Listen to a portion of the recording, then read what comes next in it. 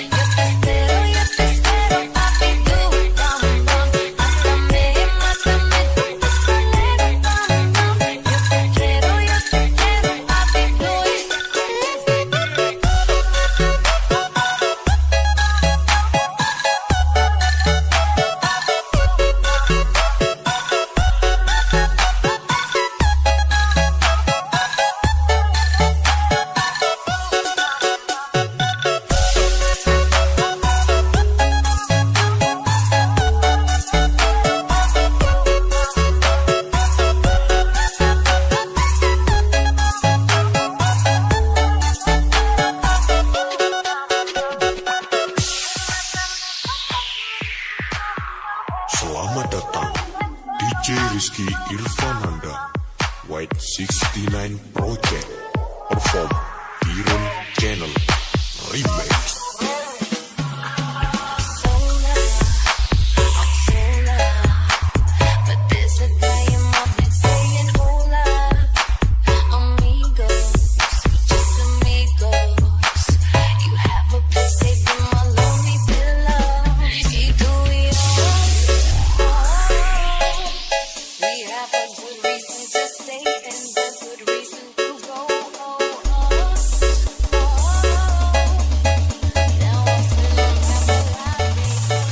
Assalamualaikum warahmatullahi wabarakatuh. Bagaimana kabarnya sobat? Tentunya selalu sehat dan selalu semangat.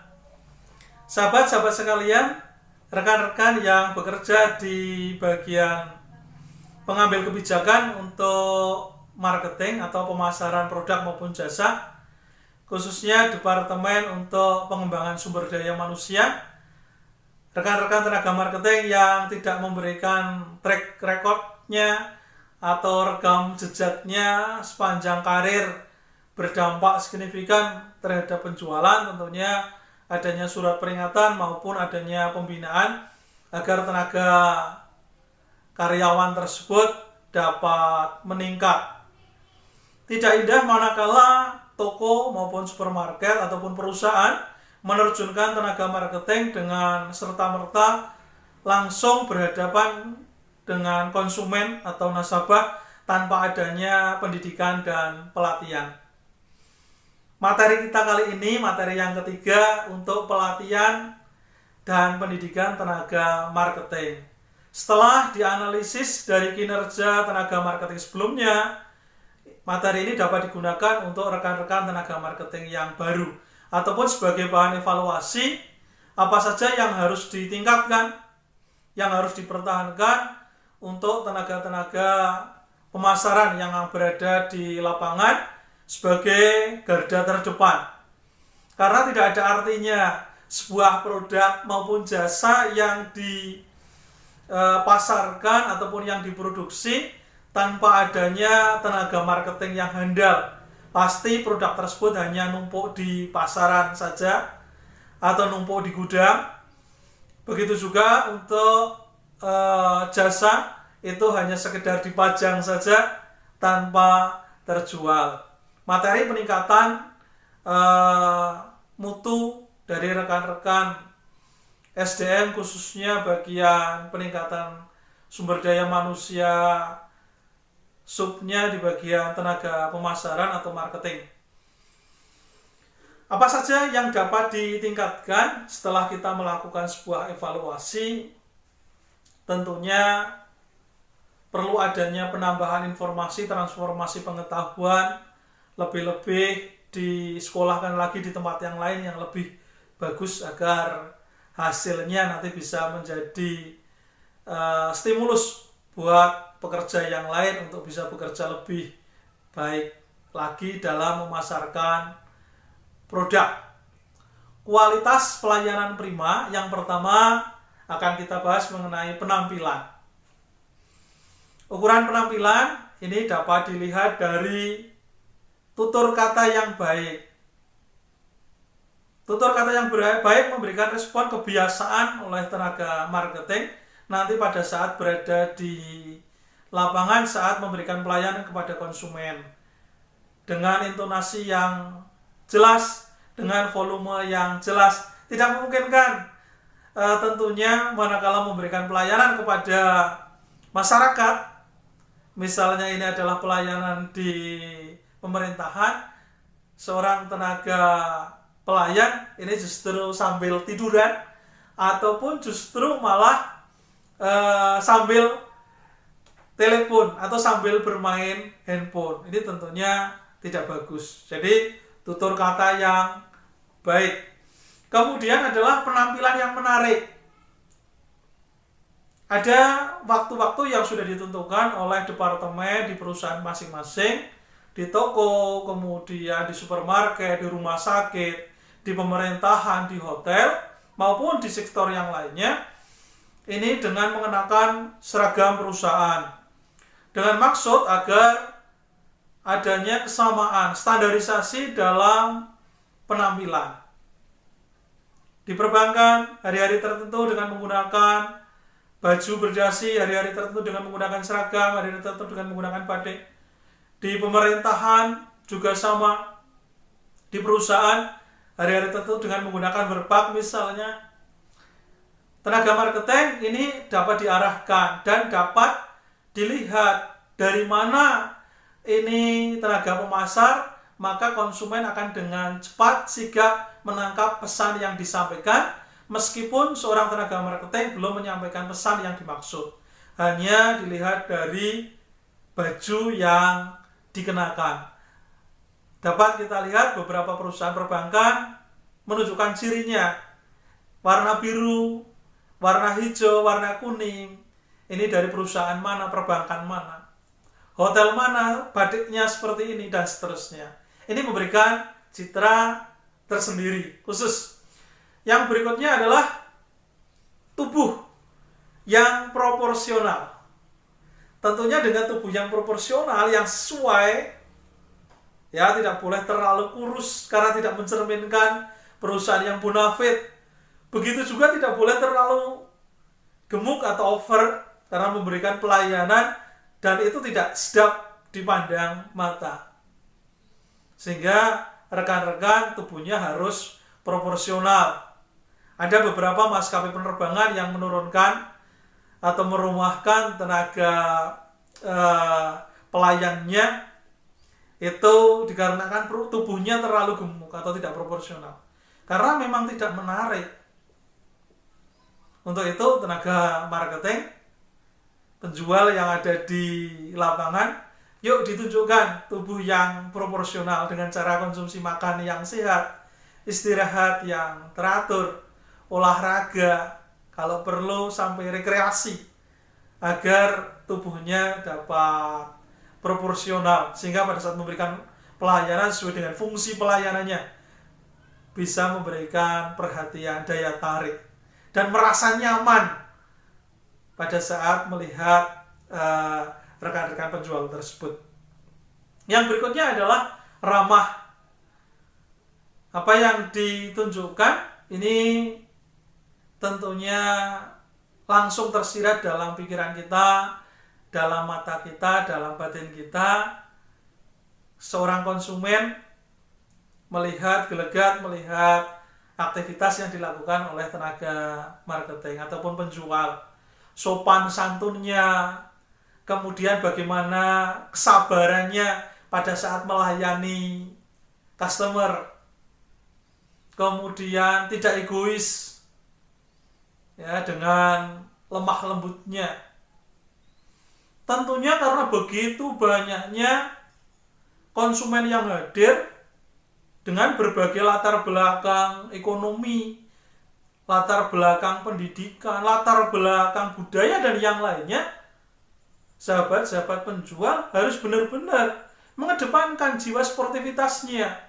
Tanpa membedakan itu, tetap memberikan pelayanan yang ramah. Yang berikutnya adalah pelayanan yang baik. Pelayanan baik itu siap sedia.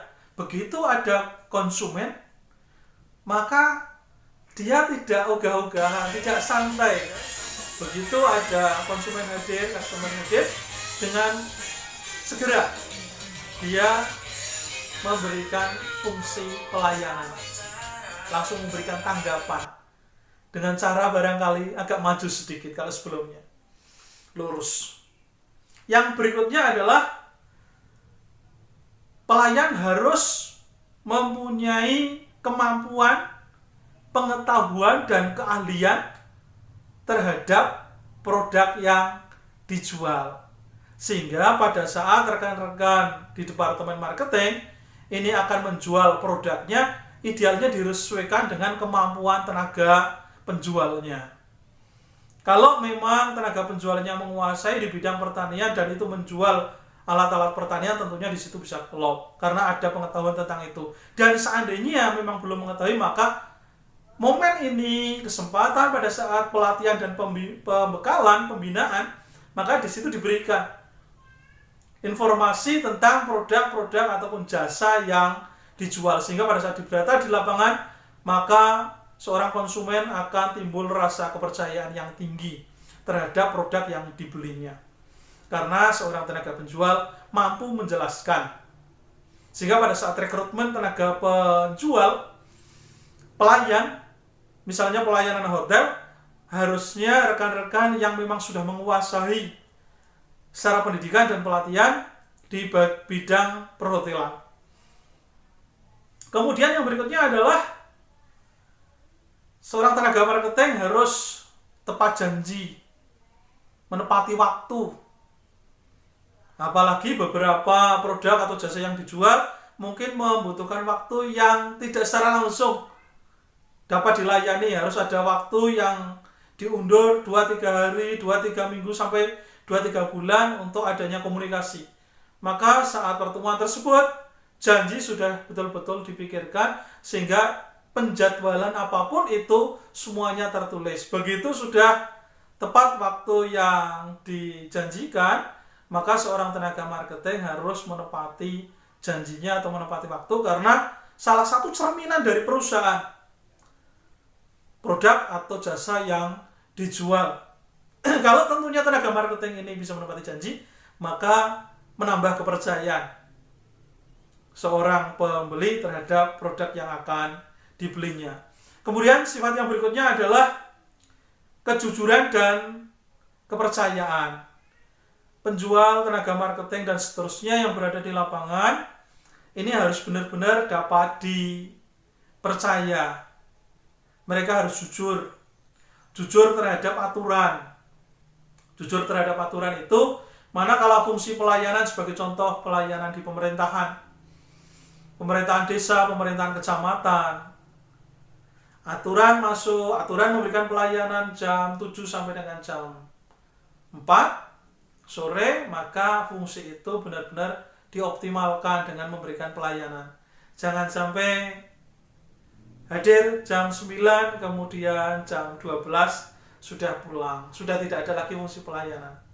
Kasihan masyarakat, kasihan konsumen. Manakala di perbankan, di situ diberikan tulisan yang jelas, setoran hanya dilayani sampai dengan jam 12. Maka sudah, setelah jam 12 memang tidak ada tanggung jawab. Yang jelas, konsumen jangan sampai dirugikan. Yang berikutnya adalah jujur terhadap pembiayaan. Banyak, khususnya mereka yang berkecimpung di dunia keuangan, lebih-lebih pada saat memberikan informasi kepada yang lain, ini tidak jujur terhadap pembiayaan. ada beberapa tenaga penjual itu yang mengambil celah karena seorang bos tidak secara terus-menerus memberikan pengawasan, dijual dengan harga yang berbeda kepada yang lain. Artinya di situ tidak ada kejujuran dalam pembiayaan. Kemudian kejujuran dalam pekerjaan. Pada saat bekerja, seorang tenaga marketing juga harus jujur terhadap pekerjaannya, diberikan catatan-catatan aktivitas apa saja yang dilakukan selama melakukan aktivitas proses distribusi barang maupun jasa, sehingga manakala nanti ada sesuatu yang dipermasalahkan ataupun ada komplain dari nasabah, dari konsumen, keberadaan kita dengan segera dapat diketahui. Apalagi di situ prosesnya adalah proses pelayanan, fungsinya fungsi pelayanan, sehingga nanti tidak ada istilah lempar tanggung jawab kepada personal-personal yang lain, karena di situ waktunya semuanya bentuk pelayanannya sudah jelas. Kemudian seorang tenaga marketing harus mempunyai kemampuan dalam mengatur waktu, pembiayaan dan seterusnya, atau sering disebut dengan efisiensi, efektivitas. Jadi pelayanan tidak boleh begitu pelayanan di masyarakat karena kita sebagai pamong desa, kemudian yang dilayani adalah anggota keluarga besar kita, maka kita memberikan pelayanan yang lebih. Yang seharusnya 15 menit, durasi maksimalnya kita sampai dengan 1 jam. Maka sudah ada 3 orang yang berada di belakangnya, antrian berikutnya yang menunggu terlalu lama. Begitu juga kita berada di pelayanan hotel, pelayanan supermarket, maka begitu sudah selesai, yang menjadi tupoksinya, selebihnya nanti setelah selesai pekerjaan di luar. Kemudian waktunya singkat, tepat sasaran, seorang penjual harus efisien. Begitu ada konsumen yang datang mencari produk elektronik di supermarket, maka tidak perlu menunjukkan produk sayuran dan seterusnya, karena yang dibutuhkan adalah produk elektronik. Jadi jenis-jenis elektronik, merek-merek elektronik, bentuk-bentuk elektronik dan seterusnya yang disampaikan itu tepat sasaran. Kemudian pelayanan yang berkualitas. Jadi pelayanan berkualitas itu efektivitas. Bagaimana penggunaan baju kita yang secukupnya, sewajarnya, sesuai dengan sopan dan santunnya. Kemudian bagaimana atribut yang digunakan, ada aksesoris jam, ada aksesoris giwang, anting-anting dan seterusnya. Itu semuanya secukupnya. Kemudian pada saat bersolek, khususnya untuk yang putri, itu juga tidak boleh terlalu menor karena itu salah satu bentuk cerminan juga. Kemudian untuk rekan-rekan yang kebetulan menjual produk-produk yang menggunakan atau membutuhkan kepastian hukum, maka harus ada kepastian hukum yang jelas. Contoh pada saat transaksi di situ, misalnya pelayanan di minimarket menjual produk layanan untuk pembayaran kredit. Pada saat konsumen itu membayar kredit, maka harus memberikan informasi kejelasan, bukti transaksi setoran tersebut, kemudian diberikan stempel. Dan itu wajib ada kepastian hukum apakah jasanya tersebut sampai kepada lembaga pembiayaan secara langsung atau tidak, dan di situ harus benar-benar memberikan informasi yang faktual, yang asli. Kalau memang di situ sedang ada trouble, disampaikan. Jangan sampai di situ delay, jangan sampai di situ ada tanggungan. Jadi harus ada kepastian hukum. Di situ adanya lembaga umroh atau haji. Di situ harus ada legalitas. Bagaimana setelah nanti jamaah berada di Arab Saudi, bagaimana penempatan dan seterusnya. Di situ diberikan informasi kepada jamaah, pada konsumen dengan kepastian hukum, lembaganya yang mengantarkan ke sana, tanda tangan yang ada di bawah, kemudian legalitas yang diterima dari MUI, dari Depak dan seterusnya. Yang berikutnya adalah keterbukaan. Rekan-rekan tenaga marketing harus terbuka. Jangan sampai ada yang ditutup-tutupi, harus ada kejelasan informasi. Karena produk yang kita jual itu belum tentu produk kita. Ada beberapa produk yang dari luar, maka di situ harus memberikan informasi-informasi yang jelas tentang produk yang akan dijual. Sehingga sebelum kita menjual produk maupun jasa, maka adanya pembelajaran. Keterbukaan di sini keterbukaan informasi kepada konsumen maupun informasi kepada auditor atau kepada atasan kita yang kebetulan memberikan penilaian. Itu harus terbuka. Seorang tenaga pemasar sudah jelas berapa pemasukannya, berapa pengeluarannya, dan seterusnya, itu terbuka, terinci, dan dapat dilihat oleh pengambil kebijakan. Kemudian yang terakhir adalah biaya. Seorang tenaga pemasaran harus menentukan biaya. Menjual dengan biaya yang wajar. Jangan sampai, mohon maaf sekali, ini kita menjual nasi, ada salah satu kota di salah satu wilayah itu menjual nasi yang kebetulan jualan di trotoar dengan harga yang tidak wajar.